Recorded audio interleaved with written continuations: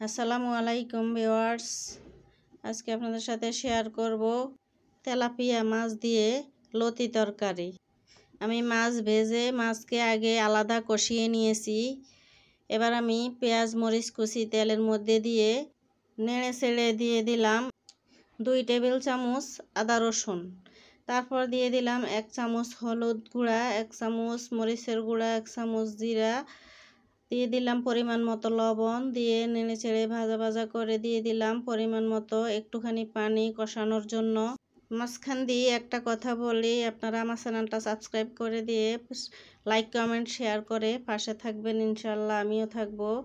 তো দিয়ে দিলাম টমেটো, তারপর আমি লতি দিয়ে পরিমাণ মতো পানি দিয়ে তারপর মাছ দিয়ে এবার আমি আরও 20 মিনিট রান্না করব।